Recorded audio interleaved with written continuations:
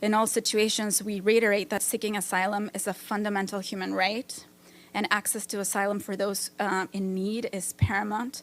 And any person who claims to have a well-founded fear of being persecuted in their country of origin should have access to safe territory and have this claim assessed before being subject to deportation or removal. Joining me to discuss, Professor James Holyfield. He is Professor of Political Science and Director of the Tower Center at the Southern Methodist University in Dallas, Texas. Thank you very much for being with us. I've been reading comments and polls in the Wall Street Journal today. The majority of people do blame the president for the chaos, for ripping up the orders that his predecessors signed. They do not blame the Republicans who blocked and stood in the way of a bipartisan program of reforms. Is he stuck with that, or can he change the picture before Election Day? Well, certainly this is a very calculated move on the part of the Biden administration. Not unexpected. He's trying here to call the Republican bluff since Trump and the Republicans in the House blocked the bipartisan agreement, which was a very harsh policy that passed the Senate.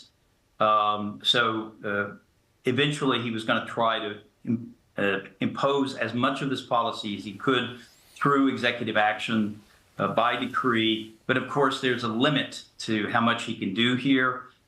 He can't put more funds to Border Patrol or more funds to immigration judges, asylum hearings.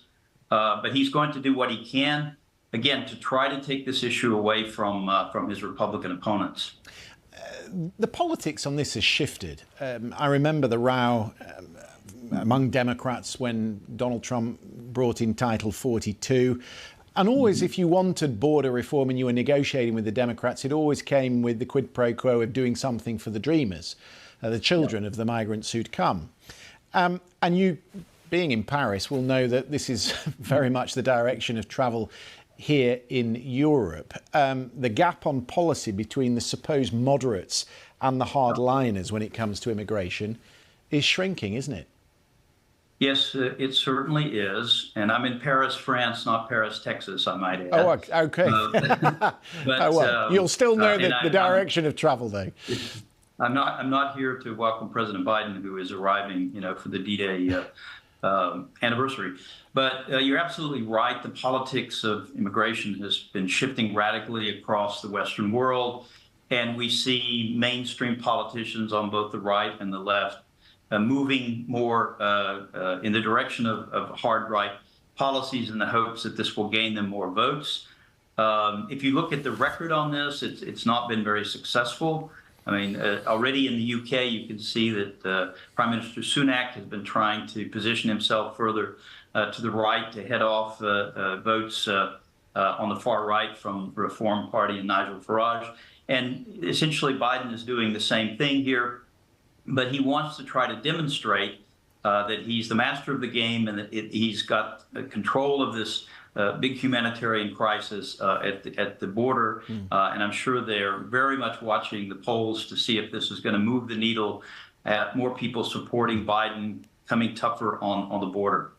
I wonder if you could give me some quick info on two technical issues. One is, he doesn't control the money, that's Congress. So he might put the order in place. How effective will it be in practice? And secondly, he's saying that it doesn't apply to unaccompanied minors. Isn't there a risk that that actually exacerbates the problem?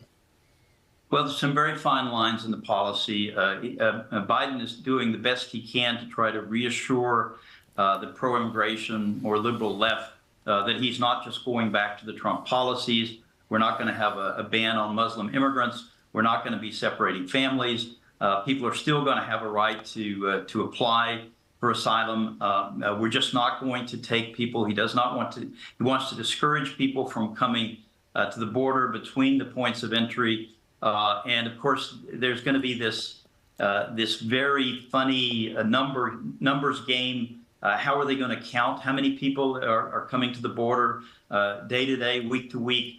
So my guess is that in the short term, this is going to create a lot more chaos, a lot more havoc at the southern border of the United States.